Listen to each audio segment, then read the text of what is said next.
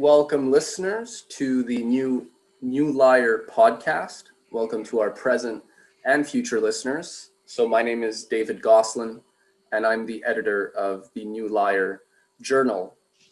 And this is our first podcast, and I'd welcome Adam Sedia as our first guest. Welcome, Adam. Thank you. Good to be here. So we're going to be trying to do something different. There are a lot of podcasts out there when it comes to the arts, poetry, and I think given the current political, social, global situation that we're in, and the 21st century question of art, where is art going? What is the future of art? What is the role of art in society? I think there's a lot to unpack. And there's a lot that hasn't been said, or a lot of assumptions and ideas about art, especially in the context of modernism, postmodernism, contemporary art. There are a lot of axioms and assumptions about the function of art that we really want to explore in order to situate where art stands today and what we may hope to create and look forward to in a 21st century of art. So, Adam, you've recently written an essay, which is one of the things that I brought you here to talk about, on T.S. Eliot, one of the fathers of modernism. You wrote an essay called "The Masks of T.S. Eliot," on which I published on the Chained Muse, which is one of our poetry websites. So, yeah, I think there's a lot to discuss there. And the only thing I'd say before we actually get your approach and your sense of Eliot's work and the role of modernism in shaping our understanding of art is to say that I would advance the idea that poetry is really vital to a healthy society. Poetry is the lifeblood of culture. And to the degree that people learn to think poetically, that their thoughts become more musical as opposed to literal, they develop a certain freedom of thought which lacks in a more popular idea of art and entertainment and immediate sort of sensual enjoyment of something, right? Great poems are challenging. Great works of art are challenging. And there's something called artistic insight. So how do we develop this question of artistic insight? And how can this actually help us face some of the biggest problems and questions that the human species faces? I don't think it's a small question. So we have a lot to talk about, Adam. It's definitely not a small question. So before I jump into the Eliot piece or modernism in general, I'll let you guide the boat, so to speak. Yeah. Well, I mean, I think the question is, what should we expect from poetry in the 21st century? What have been people's expectations of art, in the recent past? And I think that today art has become a lot of art is very fickle. It's very sort of a reaction to whatever the present tastes or styles are. But there's often a lack of depth or substance, I would argue, where we're not even thinking about what a given piece of art really means, because there's already something newer out there, and we're really just looking for the newest thing, and this new effect, this new sense perception that we experience, and we don't really have to think about it more than that. The art is considered the experience, and that's really supposed to be the meaning. There doesn't have to be some sort of greater idea or concept that needs to be present for it to be art. So yeah, if you just say something on that and how that relates to how people think and act and perceive themselves in society today. Well, sure. I mean, the novelty as an end in itself is about the shallowest conception of art you can have. And I don't think there's a whole lot to discuss there, that it's superficial on its face. When we talk about modernism, as it as it congealed in the late 19th, early 20th century, with T.S. Eliot as a prime example, we're talking about a very specific outlook. And while on its surface it seems to say something, deep down it really is a void. And that's why the piece is subtitled The Mask of T.S. Eliot, because the conventional picture we get of him is, this staunch, traditional conservative mourning the loss of the world after World War I. But when you actually dive in and read his essays and look at his poetic technique, it's a void. It's a vacuum. And the reason I say that is T.S. Eliot many times questions the existence of anything like truth. And he repeatedly says that the purpose of poetry is to give an effect or an impression on the reader, and it's going to vary between each individual reader. Mm-hmm. And that was just going on in poetry. The same thing was happening in the visual arts with Cubism. Right. You have multiple facets of an object presented all at once, so that the viewer could see from different perspectives at varying times, and different viewers would see different things. There was no truth. There was no object depicted. It was all relative. And that's the technique that Eliot uses in The Wasteland and in his other poems, and that other modernist poets used. It was a view that denied truth. And I don't want to pontificate too much here, but backing away in the historical context, that was understandable. You had World War I, which swept away millennia-old institutions. I heard once observed that 1918, or 1919 rather, was the first year that no one claimed the title of Caesar in Europe, which gives you an idea of how what the upheaval was, and how new this, and you had the world's first communist state in 1917, and you had new nations popping up that had never existed or hadn't existed for hundreds of years, Finland, Hungary, Estonia, places like that. And all of Europe was thrown. So everyone was questioning, and at the same time, in the preceding decades, you had new technology. You had mass production, you had mass transit, you had mass communication that had never existed before. A lot of the technology that, by the way, made World War I so horrible. So all of a sudden, the world and art was thrust into this new situation that nobody knew how to deal with. So there was a sense, and Eliot, I think, reflects this better than anyone else. You can kind of see it, you can see it very well in Pound too, that where do we go? Where do we go from here?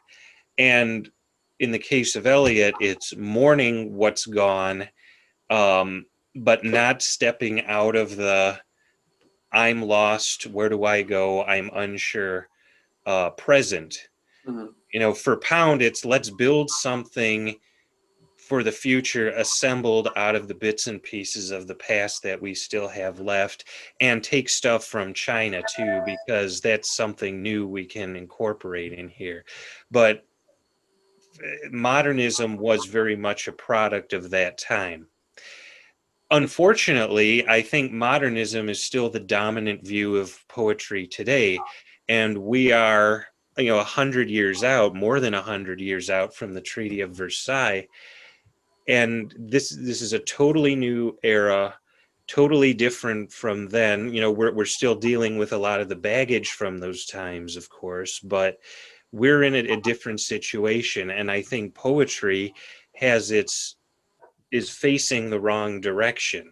We're looking back 100 years, and what is really reactionary is still looked on as avant-garde and cutting edge. Right, right, right. So I'll let you jump in there. Yeah, I mean, yeah, I had mentioned this before, this impression of a lot of the art world today, that it's very reactionary.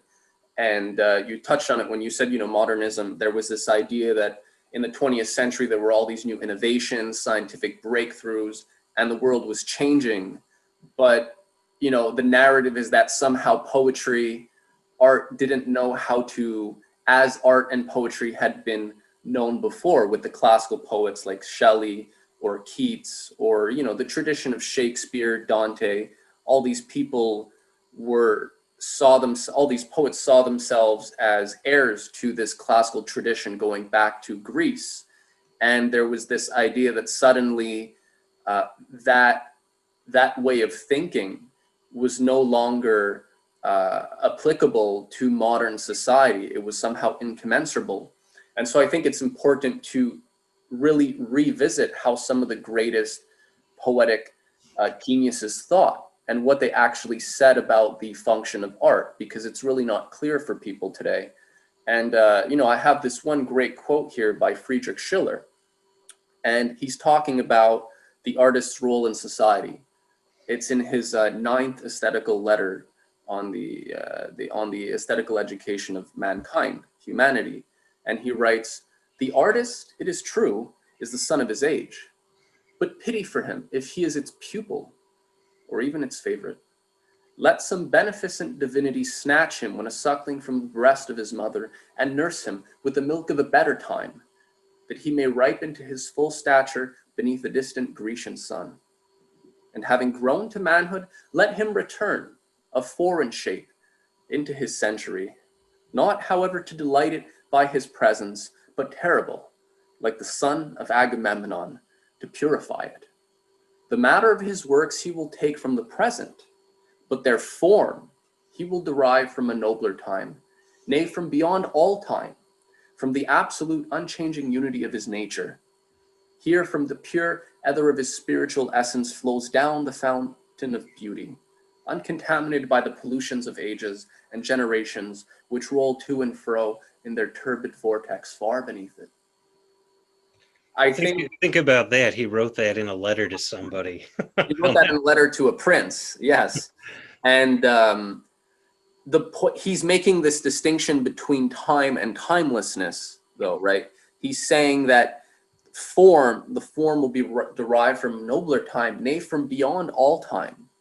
And so, yes, there are new modern innovations and developments in the 20th century, but regardless of the changes in society, those don't actually have any bearing. I mean, this is what Schiller's saying.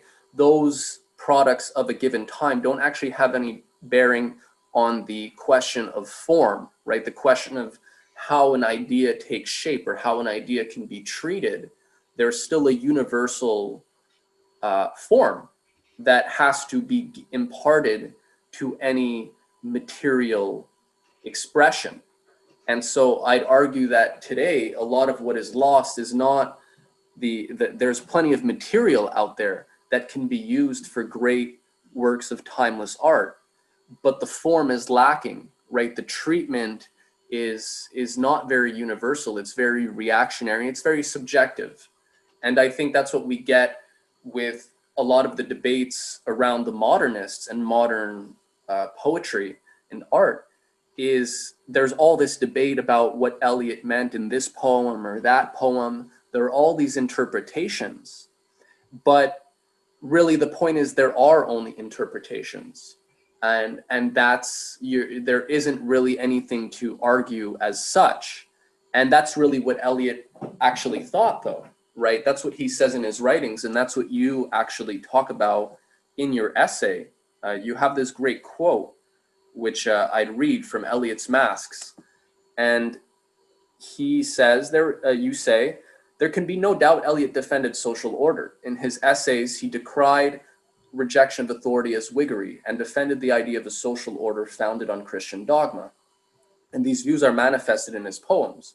The Wasteland, his magnum opus, is an extended lament for the social order and cohesion destroyed in the First World War. But these sentiments as they appear in his poetry are just that, sentiments, impressions, not ideas. Indeed, Eliot the poet actively shunned any expression of ideas in his poetry. Eliot the critic affirmed this, writing, "For a poet to be a philosopher, he would have to be virtually two men. The work is better performed inside two skulls than one." Thus, Eliot the poet consciously structured his poems to convey only an image or impression, and one that would vary according to each reader. In addressing how to interpret his own works, Eliot the critic wrote, "I am no better qualified to say no than is any other." And I think this is the essence of, people get sort of bogged down and I'd say confused based on such an abundance of debate over what this or that means. But Eliot didn't really believe in meaning, which begs the question, well, why is he really writing? Why do poets write? What's the purpose? What's the function of the poet in society based on Eliot's approach? And that's a good question, and I don't think Eliot answers that. If I can back up, I read The Wasteland 20 years ago in high school for the first time, and then again at university. And I read it on my own a few times, and I always thought that I wasn't getting it, that this was a poem that was too deep to understand. And it wasn't until I wrote this essay and had the foundation of what the modernist outlook was and what modernist technique was, and how Cubism as an artistic style is intimately tied with modernist poetry. All of a sudden, the poem made perfect sense to me. I saw everything fall into place. I looked and I said, "Oh my God, Cubism! That's all it is." And that paragraph you quoted from the article encapsulates exactly what poetry was to Eliot. But then the question becomes, what is the poet's role in society? I think, based on what I've read of Eliot's writings, that he would view it as simply to reflect what he sees, or even better yet, to show each reader something to see that may not necessarily be the same. And I know that's kind of a vague and nebulous idea, but that's what modernism is. There is no there. It's all individual impressions of an object, the truth. Right. Yeah, I mean, this begs the question, right? There's substance, and then there's matter, right? There's a material, there's an object, but what is the nature of this object? We don't really know anything about anything, right? A fact about something doesn't really tell us the truth of what the nature of a thing is. It's just it's an impression, and it seems that this is where there's these two worlds are divorced in a modernist outlook on the world. There's impressions, we have feelings and sentiments about those impressions, and they vary from person to person. There are certain common experiences, and people relate to them in similar ways. But in terms of what the essence of a thing is, we have to sort of, I think the point of somebody, of people like Plato, people like Shelley, who reasserted the Platonic outlook, or Keats, right, is that there's really the visible world, right, the sense perceptual world is only a shadow of an invisible world. You know, whether it's the dramas of Shakespeare or the tragedies of Aeschylus, to to give two examples of the greats, the action, the scene is only a special case of the unseen, right? If we're to understand the actions on the stage, we can't understand them by just looking at what happens on the stage. It's actually what's happening off the stage that's the real subject. And that's what's determining what we're seeing play out, right? All these characters in a drama, they have axioms, they have certain ideas. And Shakespeare is showing us, right, with great variety, originality, all these different, and he's exploring all these possibilities, all these different kinds of personalities, the way they think, and what the outcomes and consequences are of a given set of axioms. And in most cases, right, and in art, this is a big subject. It's the question of tragic axioms, right? Having axioms that you're unable to shed, which ultimately lead the characters or a society to its own doom. And the tragedy is the failure of being able to change one's axioms, one's perception of the present, of the immediate world. So, you know, what the immediate world looks like, the way the world looks like, and the way it actually is are two different things.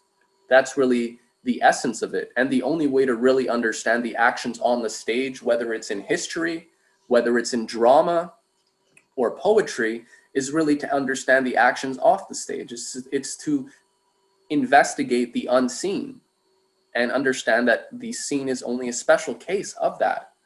So how does poetry actually do that, right? How has it done that throughout history, right? We see this with Shakespeare, we see this with Keats, we see this with Dante, you know, who uses the metaphor. Yeah, we have these metaphors, right? And each of them address their modern society, right? Dante was, in a sense, you know, he was a modernist in the sense, in a literal sense, in that he was describing his dying society. He was describing this corrupt society, but he took this theme, right, the material of his society, of the tragedy of his present time, and gave it a universal treatment where it could actually give us lasting insights into human nature. They're insights that continue to be true, even if all the particulars of that given time and place have changed. And so in Dante's case, he takes a Christian motif, right, of the soul's journey, and he develops a metaphor of the soul starting in the inferno and making its way to paradise. And it's really not about the modernist treatment of Dante will look at the individual canticles or the individual episodes of the inferno and be, you know, this is interesting that, you know, this guy said that, look at purgatory, what happens here, paradise, you know, something different happens. But the subject of the comedy, Dante's comedy, isn't any of the three canticles. It's actually what happens in between. It's the changes in thinking and in approach that Dante, the pilgrim, discovers, guided by the classical poet Virgil, who was himself guided by the tradition of the ancient Greeks. And so there's this continuity between the ancient world. There's a bridging between this ancient world and the modern world. So, you know, I'm saying all this because I think Dante does what Eliot or a lot of the modernists claim to be doing, but he does it with a conception of universals, right? That there are these unchanging principles, and we have to be able to identify these unchanging principles within the context of an ever-changing world. And to the degree that we are just products of the changing world, right? To the degree we're just reacting to this flurry of impressions generated by the makeup of our society, unless we can capture some sort of higher insight into what's governing our society, we're never going to be able to change it, number one. And we're just going to become hostage to our impressions. The uglier the world is, the uglier then our art or poetry would be if we're merely describing the world as it is or reacting to the world as it is. So I think it's funny to think that really if Dante had been a modernist, a real modernist like Eliot, he would have only written the Inferno. There wouldn't have been a purgatory.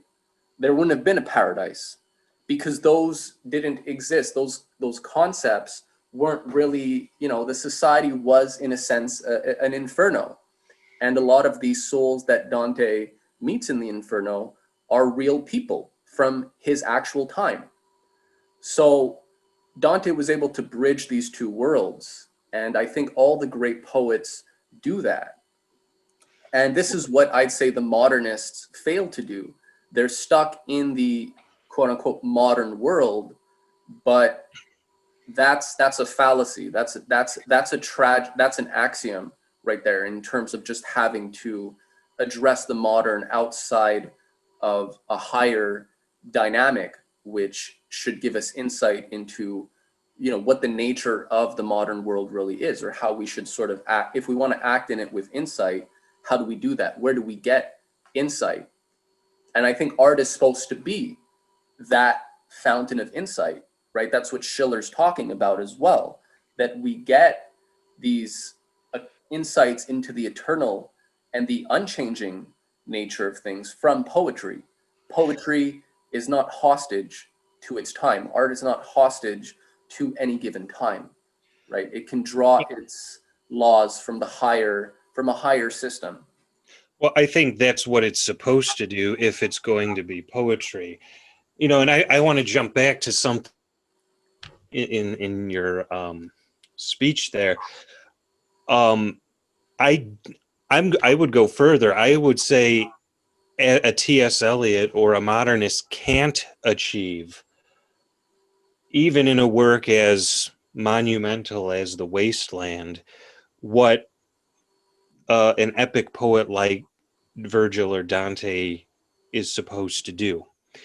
And I want to go back to poetry. Our word poetry, comes from the ancient Greek poieo, to do, to make. So you are making something. You are constructing your own world. And you're not just assembling. You're not showing. You are making. And that's the distinction between poetry and modernist poetry. Modernist poetry assembles or shows. Poetry does. And look at Homer, all of classical Greece, and then you can extend that into Rome.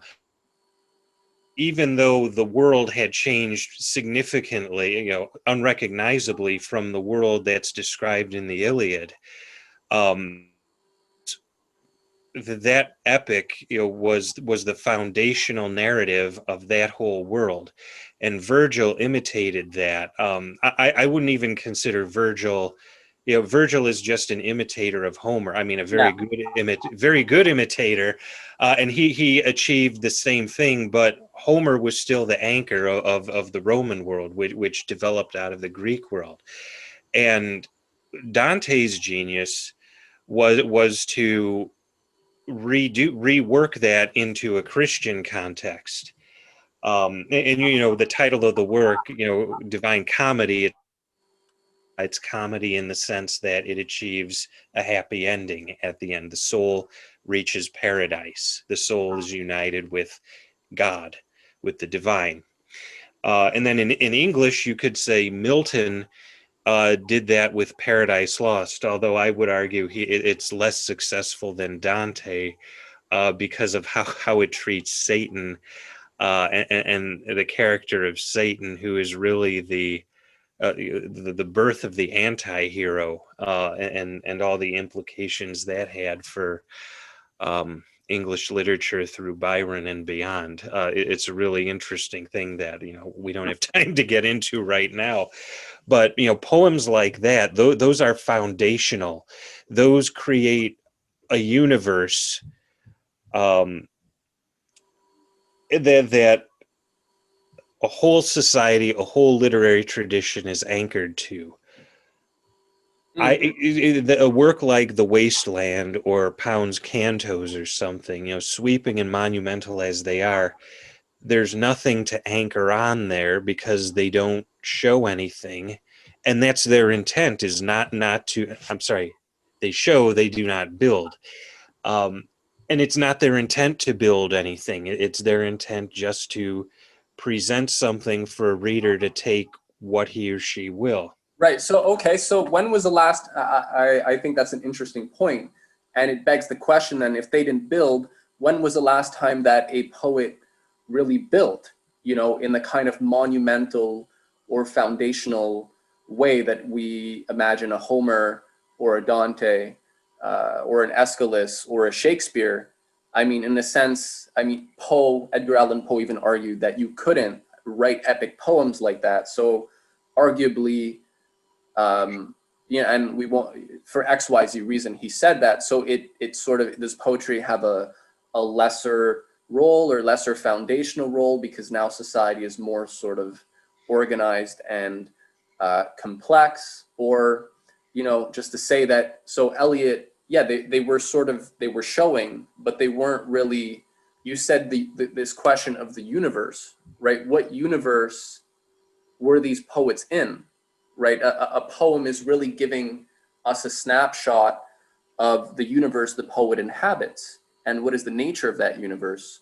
So if we're talking about something like an Eliot or a Pound, the question is, what universe are they in?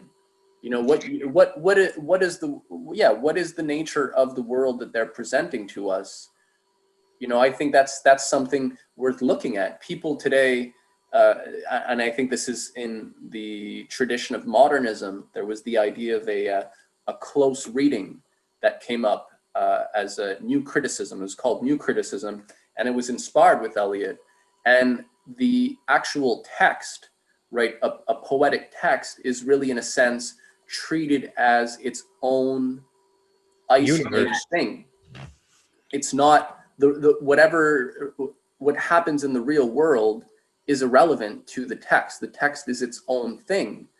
But I'd say you can't really divorce a poem from the universe that the poet inhabits. It's a reflection of what they actually think and how they actually, based on what they think, thus how they will act in the universe that they believe to be living in.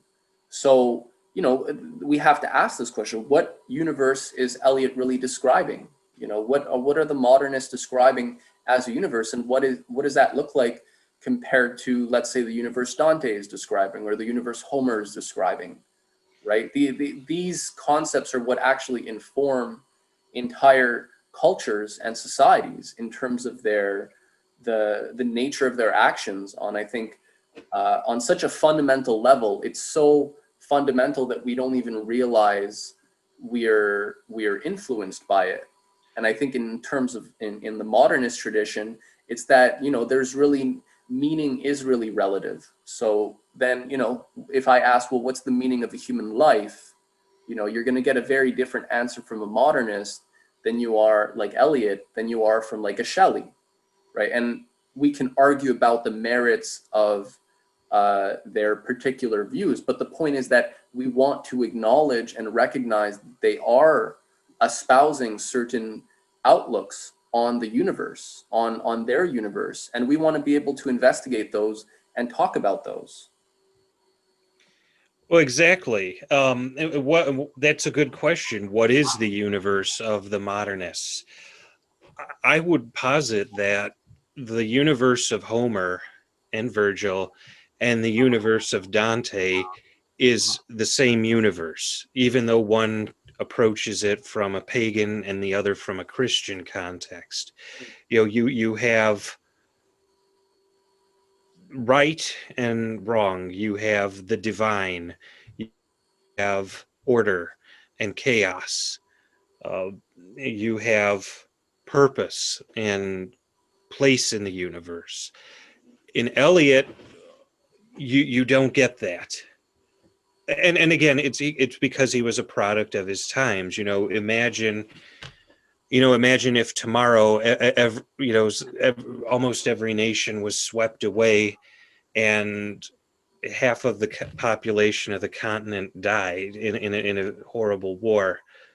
Well, maybe it's not that hard to imagine right now, but um, what, and you're left in this, to it's kind of a hackneyed quote, but the brave new world. Where are we? Where do we go? You're obviously disoriented, and Eliot. It's plain from Eliot's work that he misses what's gone.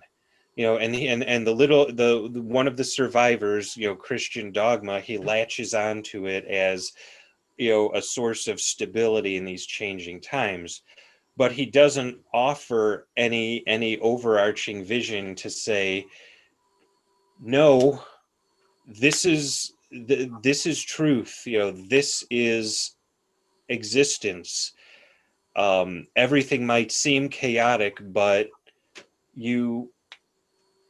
there this too shall pass. These are the eternal principles. Right. Pound, you get that a little bit, but it's something he wants to build. It's not something that exists, that his job is to reveal um, or to create a work that embodies that. Right. And I mean, I guess I think the people, a lot of listeners today are just going to say, well, okay, so what? So Eliot didn't build, he wasn't proposing something new in a sense, or he wasn't proposing any system of values. He didn't, he was leaving that up to us, and he was just sort of weaving together these novel sort of new ways of approaching experience or expressing an experience of the world. But there's this quote in front of me which I pulled up that I was thinking of as you were speaking. It's by Edgar Allan Poe in his essay on the poetic principle. And I mean, like, the modernists like Eliot were very skilled. They were very skilled craftsmen. Yeats, Pound, they all wrote very well. I don't think that can be denied, right? Their technical prowess is clear. But Poe actually addresses that in his essay on what he calls the poetic principle. And he says, "He who shall simply sing with however glowing enthusiasm, or with however vivid of truth of description, of the sights and sounds and odors and colors and sentiments which greet him in common with all mankind, he, I say, has yet failed to prove his divine title. There is still a something in the distance which he has been unable to attain. We have still a thirst unquenchable to allay, which he has not shown us the crystal springs. This thirst belongs to the immortality of man, or humankind." And I think that's very important, right? He who shall simply sing with however glowing enthusiasm.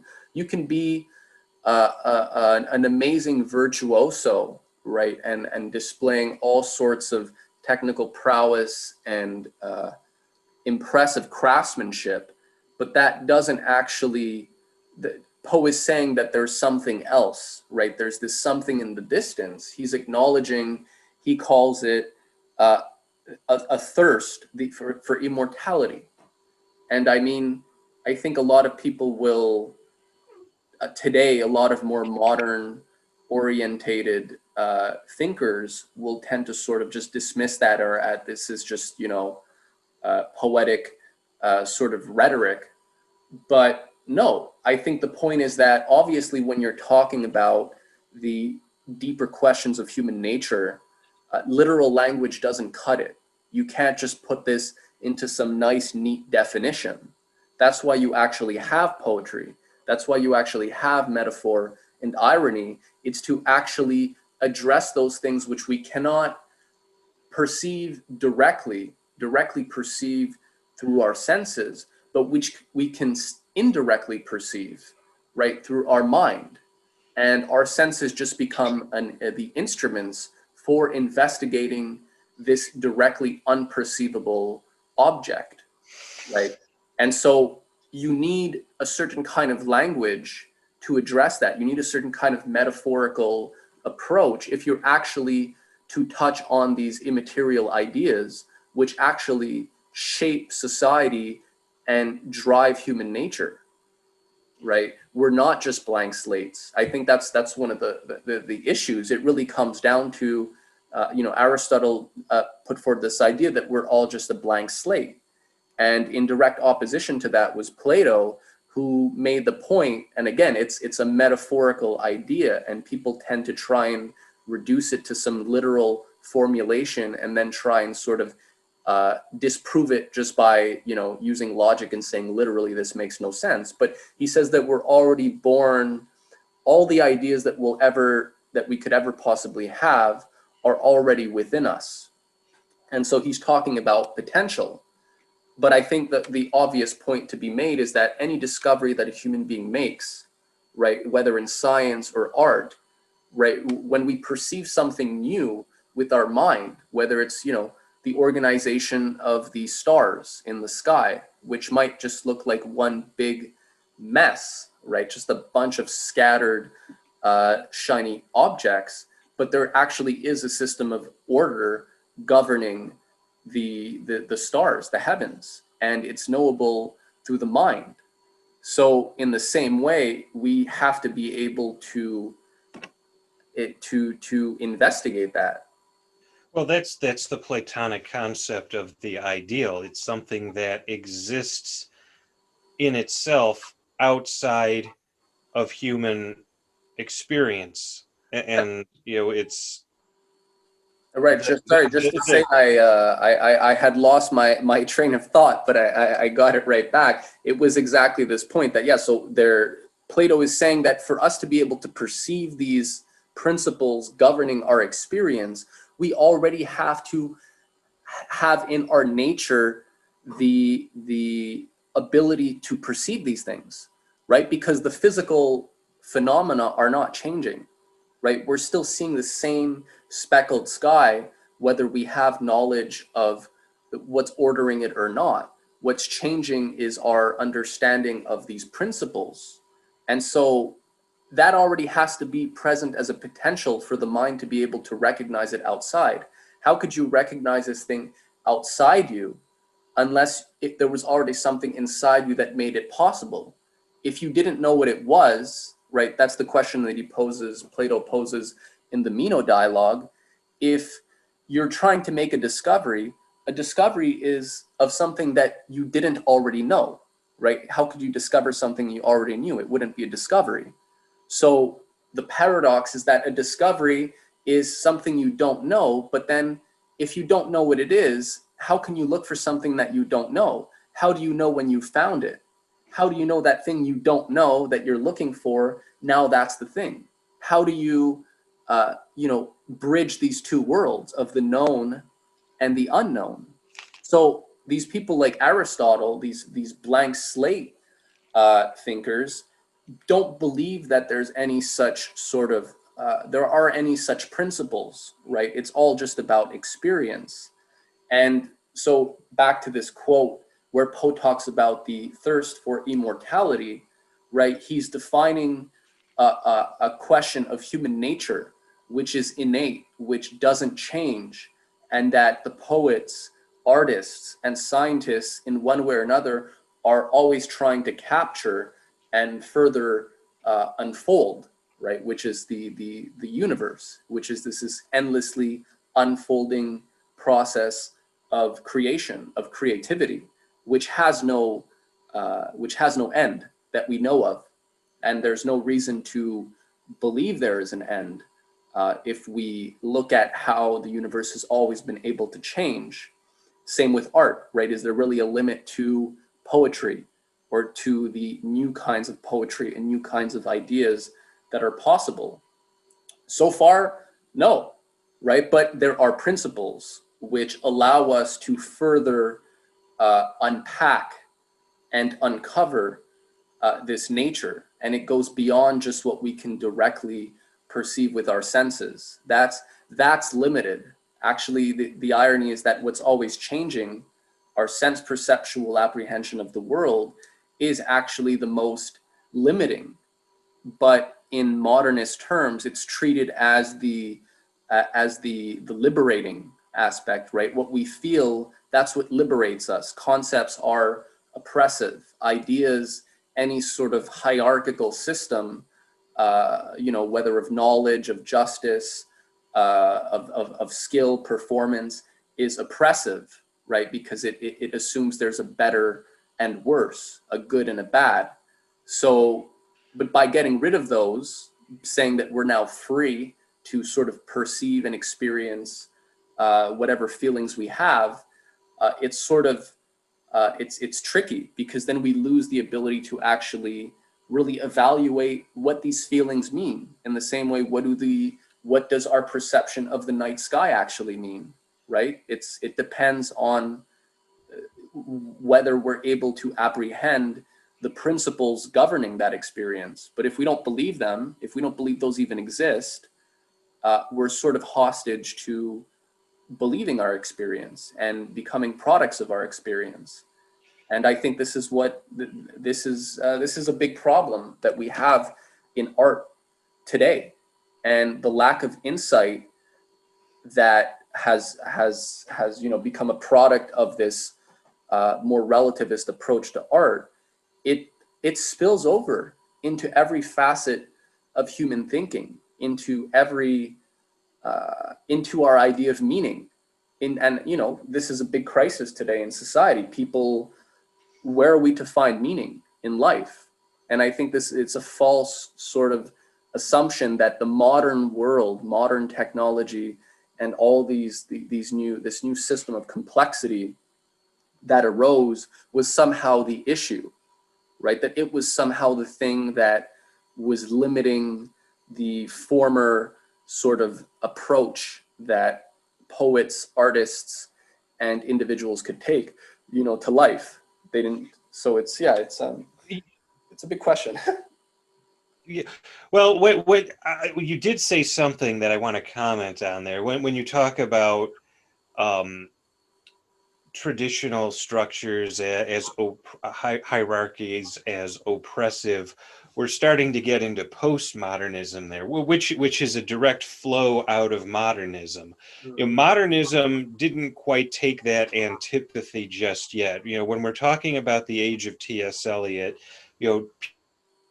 about the turn of the 20th century until World War II, it's a big jumble. We don't know. Eliot says it best: if such a thing as truth even exists. That's what he says in one of his essays. So if they're questioning or doubting the existence of truth, all you have left is, the only purpose left for writing poetry is what impressions you can give to the reader. And that's indeed what it became. When you move past World War II into the 60s and 70s, now you start getting into postmodernism, where you're treating these ideas of truth and hierarchy and taste and things like that as oppressive and as something bad, and art and critique develops an antipathy towards them.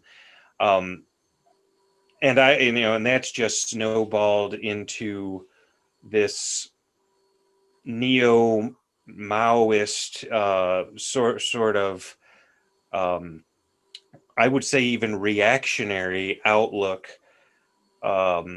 against any form of traditional art, and it's destructive. It's the exact opposite of productive, and I think that that's a direct outflow of modernism. Modernism was just the first slip down the slippery slope where you're starting to question these things. And again, that arose out of historical contexts. But it's congealed into an ideology that has an antipathy towards, classical, traditional, however you want to put it, Right. art, Yeah. where the purpose is to reveal a meaning. Yeah, and I mean, I think there's a lot of loaded terms, or they've become loaded terms, classical, tradition, and I don't, again, I think the whole idea of New Lyre is that we want to, we appreciate nuance. We want to investigate the nuance in thought and ideas. So just something like a word like tradition, I think can be very deceiving, and people have all sorts of assumptions about what that means.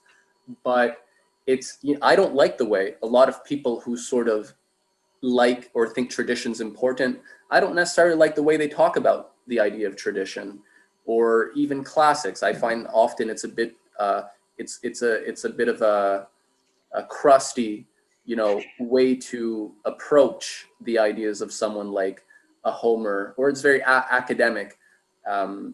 But I think posing this question for any poet, for any artist, what universe are you in?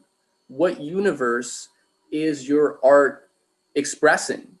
And if the answer is it's not, or who cares, it's like, well, why are you doing what you're doing?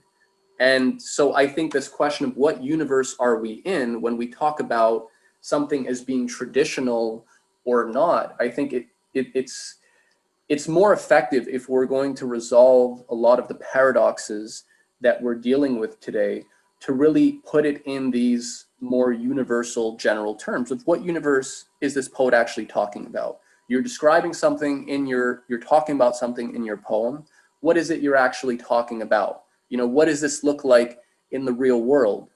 And the tradition of the modernist is to say, well, those two things are separate, right? The text is one thing, the poem is one thing, and never mind the historical or philosophical or personal dimensions of a work, right? What it becomes about the craft, right? It becomes about the novel approach and the technical knowledge that you're able to demonstrate, but it's reducing it to only that. So I think a traditional, or a better outlook on the traditional idea is to say that no, it's assuming certain things about the nature of the universe, and these assumptions can be debated and discussed, and they should be. We always want to make an inventory of our assumptions when we're dealing with any new idea, with any new poem.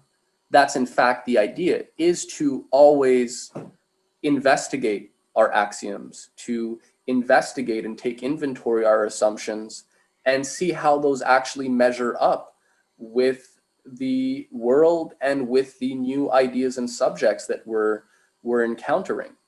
But I mean, if the answer is that, well, our poetry isn't actually talking about anything in the universe or anything real, right? That poetry is just this sort of isolated act, right? That happens in a vacuum, and thus the focus on craft and novelty.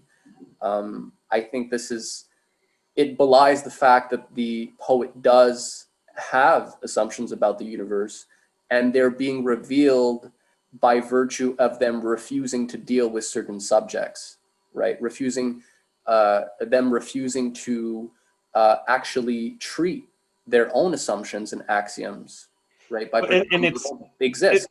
it's an almost pathological fear of going there. Even in the essays, in formulating his idea of the new criticism, Eliot lays out, arriving at the meaning, and then immediately he backs away. Oh, if such a thing as truth even exists, it's almost like there's a fear even to address that question, and I think there was,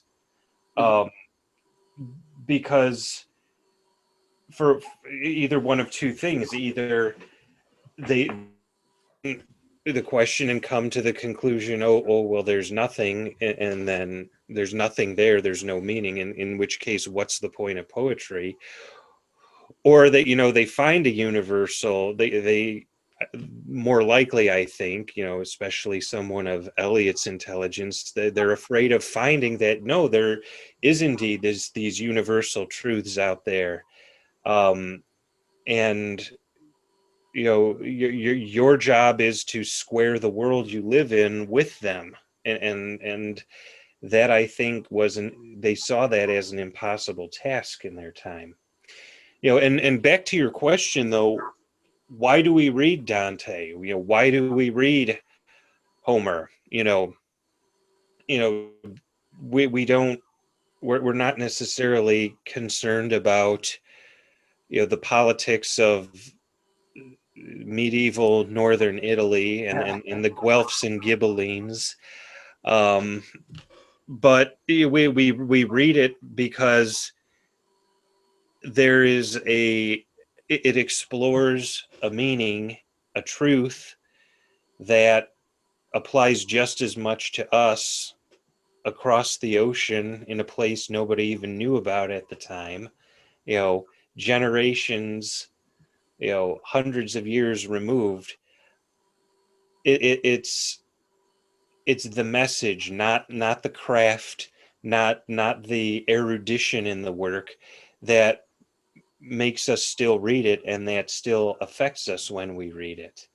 Same thing with Homer and Bronze Age Greece. What do we care about? And yeah, there's some beautiful language in it, but nobody speaks that Greek anymore. You either have to take the time to learn it or read it in translation. But no, we read it for the ideals that the work reveals to us. And then just aside, I hesitate to use the word classical or traditional too, because of the connotations with each, but a term that best encapsulates non-modernist or non-postmodernist. Don't want to define us in opposition to what we're criticizing. So if you can think of a term, I'm open to it. Yeah, I mean, this question of language is actually, it's a very elusive one. And as I was writing in one of my articles on poetry, creativity, and the musical imagination, which was published by the Rising Tides Foundation, it's exactly that the ideas are actually less elusive than is the question of what is the appropriate or necessary language to actually deal within the domain of these ideas. And I think this is one of the important functions of metaphor, right? Metaphorical poetry. What does that mean? Does it just mean making similes, or, my heart is like the sea, or my heart is bleeding, or, no, what is really the idea? It's that we're dealing with something, with ideas, and ideas don't have a breadth, depth, or length, or width, or weight, right? But they don't have any directly definable characteristics. But just because something doesn't have directly definable characteristics, it doesn't mean it doesn't have indirectly definable characteristics. The question is, how do we investigate those, right? How do we treat these questions? And this is what the nature of poetic language is about, in my opinion. It's about treating these higher questions. Otherwise, you don't need poetry. Just write prose, right? Just talk about literal things. Just point, right? Yeah. You don't even, I wasn't that, I haven't actually read it, but in Jonathan Swift's Gulliver Travels, if I'm not wrong, I remember there's a reference where they want to just simplify the language, right? Where they can't find all the right words, or there's too many words, just too complex, and they just settle with just carrying the objects around. Yes. And That's the Academy of Laputa. yeah, they just have to point to stuff, and like that's the extent of their reality. It's very limited. So the point is that we need poetic language is only just a reflection of the fact that the existence of complex ideas is a thing, and complex ideas cannot be approached literally or simply directly. They have to be approached indirectly, and we use metaphor, irony, paradox to do so, not because it's a style or it's a convention, but it's actually just recognizing the limitations of any sort of literal description. Literal description is limited.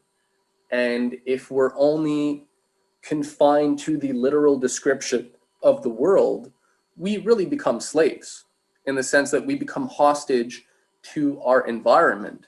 And so the opposite of literal thinking is actually poetic thinking. It's creative thinking, where we're able to go beyond just our immediate perception of things and investigate this directly unperceivable world, right? The unseen, which is actually shaping the scene.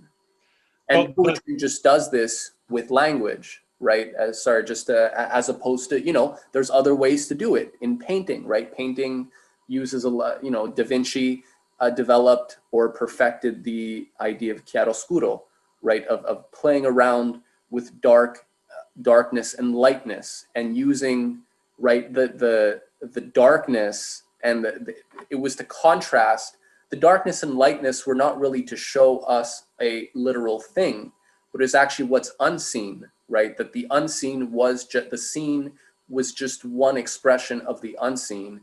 And Da Vinci was trying to direct our attention through these paradoxes in light and shadow and darkness to that unseen thing, right? The thing causing the quote unquote seen shadows. Exactly. Well, and then what again, I did this with poetry. Same thing applies to metaphor.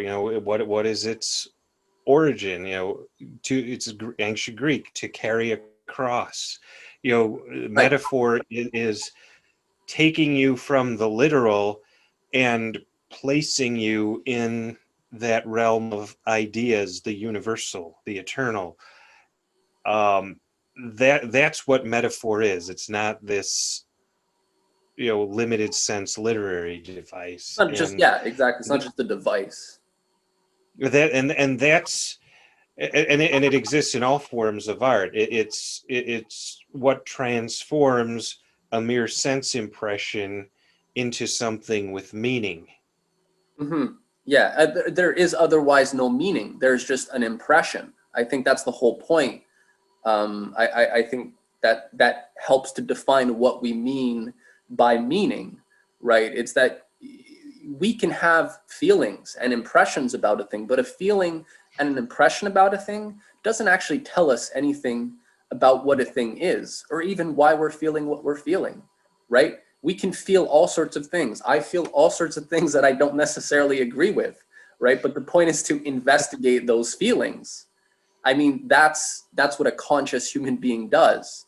If we're just sort of going with what we feel, I mean, that's a recipe for disaster right there, right? There has to be some sort of self interrogation, right? Yeah. Why do we feel that way?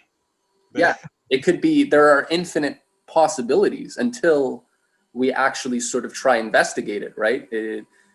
It's subjective, but once we get into it, people feel different things for different reasons. And I feel like there's a million bad jokes that I could make right now, which I won't. But yeah. And to be clear, that's different from what modernism is doing. Modernism is not asking the reader to do anything more than have the impression. Mhm. And if the reader asks himself, why do I feel that way? The modernist just throws up his hands and goes, well, I don't know. It's not my responsibility. Not my problem. Yeah. But that's not what poetry is supposed to. That's not what good poetry does.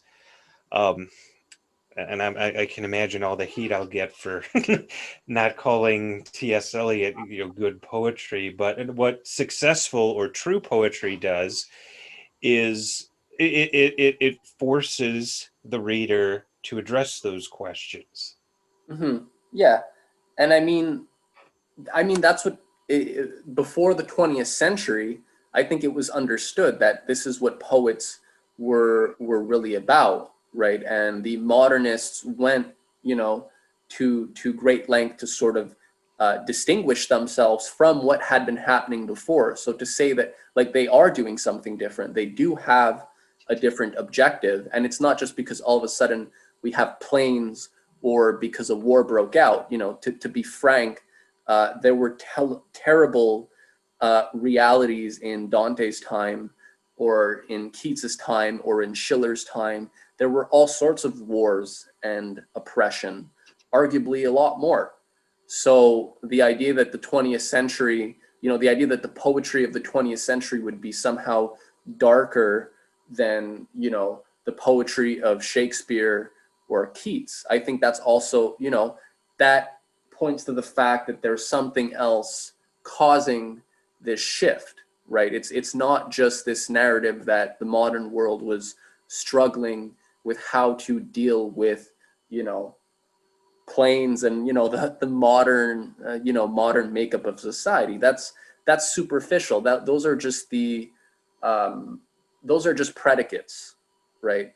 Mhm. But their predicates change. You can poetry uses different predicates. For Dante, it was the idea of hell, paradise, purgatory.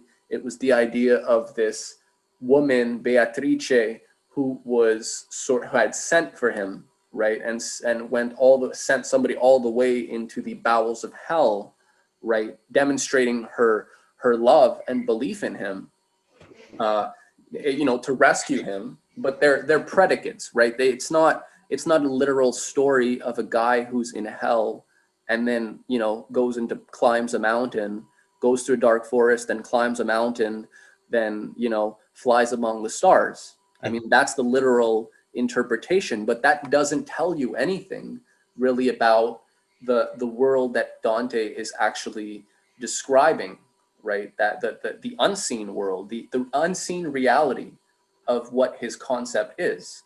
And so I think in modern terms, yeah, we have new predicates that Schiller or Shelley didn't have. We can talk about taking the metro.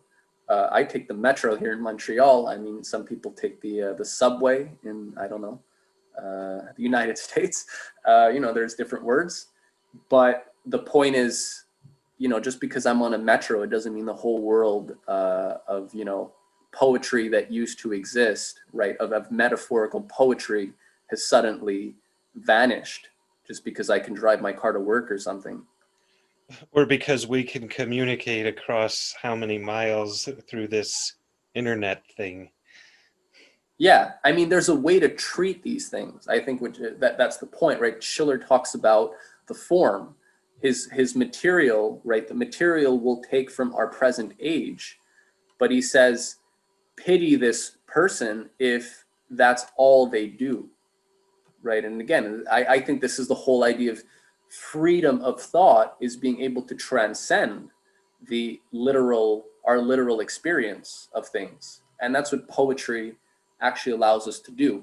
It allows us to explore the complexity of reality beyond our senses. Otherwise, it's just description. And this is what Poe said, you can describe things as nicely as you want. You can play as nicely as you want. You can write as nicely as you want, but there's something more. There's something in the distance. And that's why we are drawn to great poets, right? That's why we're drawn to poetical concepts, right? Because they allow us to investigate our own thoughts, our own ideas, and the world in a way that goes beyond the limitations of just, the mundane sort of day-to-day direct experience of the world, which is infinitely more limited, right? Well, exactly. It's what again, carries us beyond the four walls of our existence here, of our perception. You know, it carries us out of ourselves in a way, um, to all of human experience, and even things beyond. Well, here's a okay, yeah, and here's a because you said I think you said what did you say, the doors, or you said something about The four walls of our right. perception. So you said the four walls of our perception, and I actually that triggered because I've been reading Brave New World, and Aldous Huxley wrote The Doors of Perception. And I mean, if you want to take this further, the point is that after now there's these new ways of the same problem, right? Huxley's talking about the same problem of where there's an acknowledgement of the limitations of just a mundane or sense perceptual apprehension of the world. But then he's like, you know how you get out of that? LSD, baby. It's drugs. Drugs open these doors, right? I But mean, it's Einstein really the reality, this isn't said much, but Einstein, figured out his theory of relativity after popping acid. You know what I mean? This is no. Of course, you don't need to if you want to transcend the limitations of sense perception and are the immediate world. It's not there's a way to do it, right? There's a way to cultivate a certain insight, right, which poetry uniquely allows us to do, or allows us to do in a unique way. There's other ways of doing it. And I mean, this is the drugs, the phenomena that arose in the second half of the 20th century, right? It's addressing the same problem, but it's giving us a completely warped solution, right? To trying to escape. There was a lot of politically. I mean, this isn't a political podcast, but there were a lot of major tectonic geopolitical social shifts in the 1960s, especially in the United States, with the assassination of JFK, of MLK, of Bobby Kennedy, right? The Vietnam War. There was a whole revolt against this system of injustice. But at the same time, what was the way to transcend it? There were all of a sudden, with Huxley's Doors of Perception, and I mean, the band The Doors was inspired by Huxley's Doors of Perception, right? The idea is here's how you get out of this world. And it's not through poetry per se, it's through chemicals. It's through, just more sex, have more sex, that'll help you. But it's sort of, the question of metaphor, right? The actual function of metaphor. And it's funny. It's funny you should mention the Doors, because Jim Morrison was a famous devotee of Aleister Crowley and the occult, which is really where the drug usage as a way to expand perception first got brought in, and we could make connections to Yeats and all sorts of but that's for another podcast. But no, you're exactly right, and that's a byproduct of the modernist outlook, where all there is the internal. You don't expand your perception by stepping outside of yourself. You do it by altering your own consciousness, and to do that requires a fundamental rejection that there is an external truth out there. Right. And I mean, this is where the question I think we started with this, but the idea of artistic insight. This is I see this as this sort of phenomenon as a total absence of what is called artistic insight or even scientific insight. They're ultimately the same thing. They're just their objects. The objects being investigated are different. But artistic insight is what allows us to transcend exactly the kind of limitations that something like LSD or a lot of drugs have been heralded as a way of sort of escaping, right? And there's, I think, this question of escape versus actually transcending, you know, in the way that Keats talks about it in his great odes, especially his Ode to a Nightingale or Ode on a Grecian Urn, where the subject is literally this ability to transcend the present, right? To transcend any time and place and to step into, you know, eternity, to step into a world of timelessness. And so, you know, one metaphor that he uses is the image of a Grecian urn, but it's only a metaphor for the timeless sort of insight that art generates into human nature, right? The urn is just a shadow of some past time, but the urn remains as a sort of affirmation or emblem that this time, in a sense, still exists. We're still able to tap into a spirit of inspiration, which is universal and timeless. And that's what Keats is so excited about, and what this urn has sort of hearkened within him, has stirred within him. It's the consciousness and the awareness that the urn stirs within him. As the subject is not the urn, the object of the urn, but it's the awareness, the transcendental, poetic insight that he gains into the relation of all individuals throughout human history, right? So there's a consciousness, there's a higher transcendental consciousness of the individual within history. And I think this is very exciting, right? The idea that we're in history. We're in history now. I mean, what does it feel like to be in history? You know, what if you ask that to most people today? Like, do you know you're in history? You know, what does that mean? You know, are actions reflective of our consciousness of being in history? And, you know, I think this is where Shakespeare comes in, and Huxley even talks about this in A Brave New World.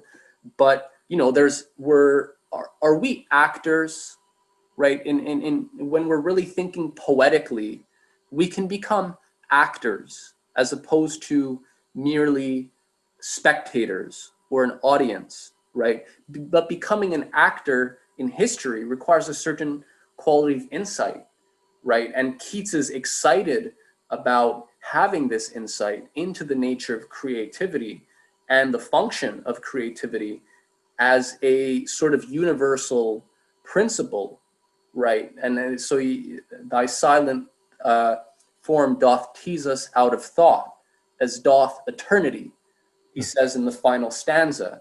So he's really defining this other world, the unseen, and just treating the seen as a special case of that. So yeah, this is how societies, individuals have always sort of gained freedom. Art has allowed people to sort of gain a freedom of thought, a freedom of invention. And this is even what Einstein talks about. You know, Einstein is supposed to be one of the greatest scientists in the world in history. And he has this great quote where he says, imagination is more important than knowledge, for knowledge is limited, whereas imagination embraces the entire world, stimulating progress, giving birth to evolution. That's what he wrote. And he even talks about his insights as musical insights. His scientific insights were the product of musical imagination. So, I mean, this is a real thing. And how to develop it, how to create a culture that can increasingly think in poetic terms, in musical terms, this is no small question, right? A lot of the insight that people, a lot of the insight that I think we need to resolving a lot of the greatest paradoxes and problems of our age, you know, they already exist. They exist in the form of immortal art, of the great timeless works of beauty that have been born by many cultures and many civilizations throughout history. It's not a Western thing. You have this in all sorts of cultures, all sorts of language cultures and civilizations. So the question is, there's a dialogue there. And I think we need to re-engage in this dialogue through timelessness rather than just sort of reacting to our time, right? We need to bring back the question of timelessness into our awareness if we want to really become conscious actors and act on our world as we perceive it in an effective or more substantial way. And that's the only way we're going to get out of this rut this poetic rut we've been stuck in for the last century. And with that, I think that's a good place to conclude for now. I agree. I mean, we have a lot of work to do, and we're going to be talking about all these questions a lot more. So this was a nice inaugural podcast, and I hope everybody enjoyed the podcast, and we look forward to speaking again soon. Definitely. Thanks for coming on, Adam, and thanks for having me. Thank you. Talk to you soon. Okay. Take care.